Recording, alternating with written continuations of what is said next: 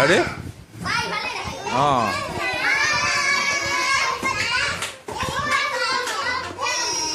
আজি পুনৰ আপোনালোকক এটা ডেইলি ব্লগলৈ স্বাগতম জনালোঁ। আজি আকৌ 7:30 বজাত ৰাতিপুৱা, কিন্তু কি ভীষণ ৰ'দ, আকাশ দেখিব পাইছে পৰকাল পৰা। তো ওলাইছোঁ এতিয়া, স্কুল গৈ লগ পাইছোঁ আপোনালোকক। আমাৰ কেম্প আৰম্ভ হৈছে ভাৰতীয় ভাষাৰ ওপৰত। ল'ৰা ছোৱালীসকলক বহাই লোৱা হৈছে। এতিয়া ল'ৰা ছোৱালীয়ে নাই, এতিয়া কি বহাই ল'ব আৰু এইকেইটা ল'ৰা ছোৱালী গৰমৰ কাৰণে অহা নাই। আৰে অঁ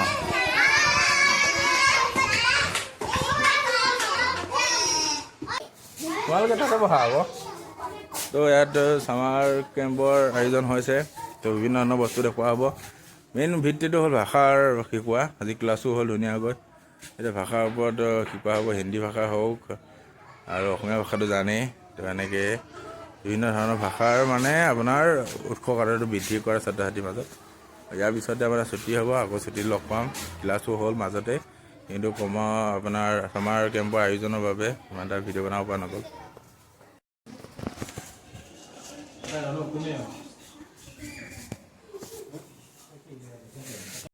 তো গাইজ আজি ইমানতে সমাপ্ত কৰিছোঁ। আজি আমাৰ কলেজৰ পৰা ছাৰ বাইদেউসকল আহিছিল চাবলৈ কেনেকুৱা পৰিস্থিতি হৈ আছে, সেইকাৰণে অলপ দেৰি হৈ গ'ল। তো আপোনালোক কাইলৈ লগ পাম।